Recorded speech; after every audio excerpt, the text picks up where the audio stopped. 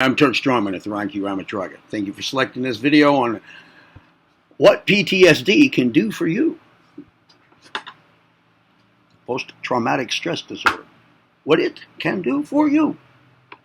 Before I continue, if you have not yet subscribed to this channel, I suggest you stop the video, pause it right now, and go ahead and do that. I think it's in your own best interest. And while you're at it, activate the notification bell feature. Share the joy of the channel with others, and if by the end of this one you find it you liked it, give it a thumb up. If you find it you didn't like it, give it your other thumb up. Don't give it your middle finger. Let's go.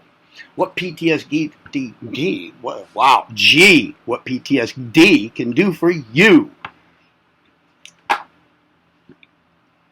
Look, I'm speaking from experience, okay? I'm not speaking for everybody.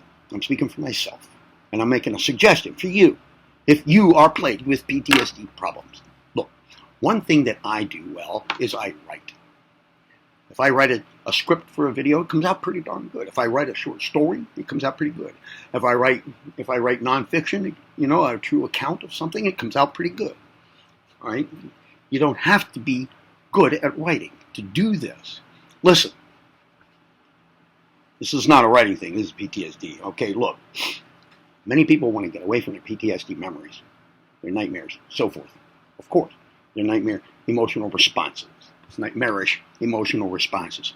You know, the reliving of a thing that was undesirable in the past, just as though it's still happening. Right there, you get all the brain chemistry changed, just like it had happened in the first time. You know, when it really took place in the past.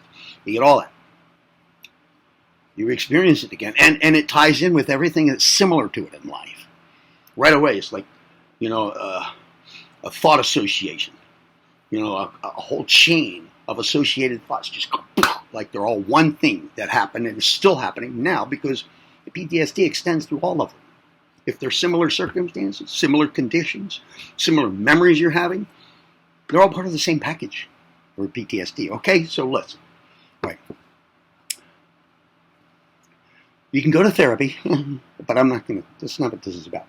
You know, you can talk it through. You can get all the details out and lay them out to somebody else. No, I'm not talking about that. I'm talking about putting it to use, making a good thing out of it. Man, you're in a position with this kind of memory of things, this kind of, you know, consciousness reliving, state of mind reliving, total state of mind, you know, mind and body reliving of a thing in the past. Well, you're in a perfect position to be able to write that out in full detail and to endeavor to do it so well that somebody else is going to feel it too when they read it or hear it. You're like, put it all there, man. Like how you're feeling right now, you know, as though it's still happening because you're reliving it. You got the perfect opportunity, man, to do this the best you can for the sake of it, you know, like the art of it, the craft of it, the capacity to relate that, you know, I mean, don't do it for your therapy. That's not what this is about. I told you that already. Do this because you're the person who can do it over that experience. That's at the root of it at the moment, or the gist of it, or a combination of experiences, or make one up, for God's sakes. Live it. And try your best to get that into the writing, into the story. So that, you know, you see how emphatic I am right now? And I'm being genuine. This is honest. I'm not overacting or anything. This is me telling this right now. Okay? This is it, right? So try to get your writing into, you know, like your story. Make this story that you're writing, however true or untrue, really. But I'm not in large referring to an actual past thing that you keep reliving, okay? You're in the perfect position to try to get that just right so that it comes across like I'm coming across right now, except orally and visually for you. I'm talking about like in words. Or if you want to make it, you know, like memorize the whole story in your head so that you can keep repeating it and telling it. Okay, but I'm not talking about that. I'm talking about writing. You don't have to be a good writer. The thing is to do the best you can. You'll get better at it. And yeah, you're going to relive it while you're doing that. Wait, you think you're never going to relive it again anyway? Come on, man. This is doing it to constructive end. Because I bet you, that even in the end, even though, yeah, the point is to get this done right.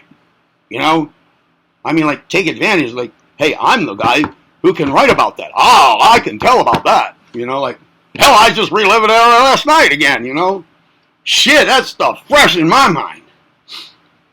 So, yeah, you're in a good position to be able to do this, and you don't want to go through that experience? Well, you go through it anyway. Okay, you just did last night. You know what I'm saying? So, this time, you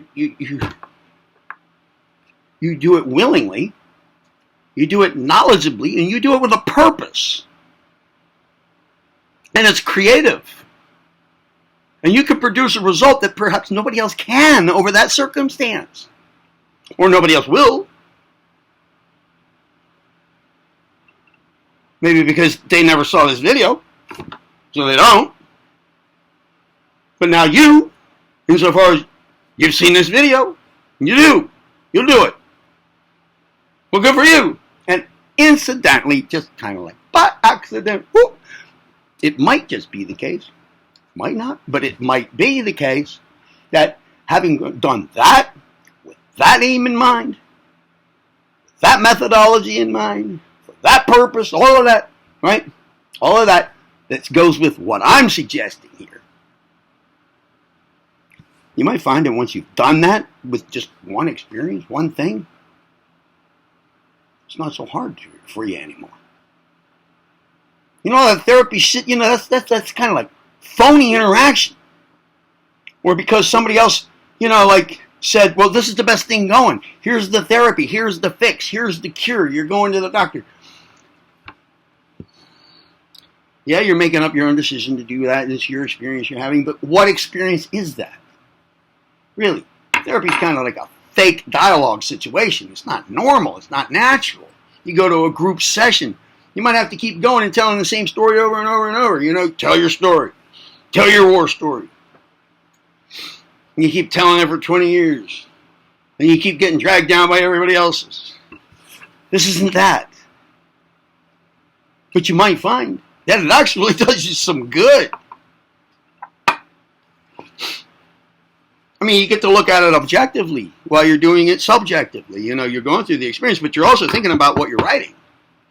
And that's a pretty objective thing, Like, to read it, to check sentence structure. And so you check the sentence structure. Now, you're being a little bit more objective than just having a subjective experience that you're trying to get on the paper in the middle of your blood and tears.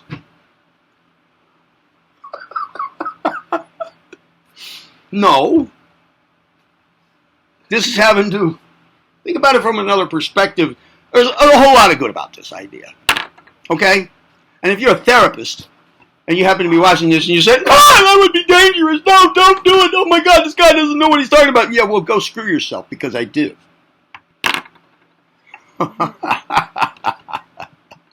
Did you like the video? Give it a thumb up. Didn't you like it? Give it your other thumb up. You give it one middle finger, though, I'm going to give you two back, so don't. Subscribe to the channel, activate the notification bell, feature, share the joy of the channel with others, and remember, you heard it right here on Thuranki Ramatraka. I'm Turk Strongman. Be well.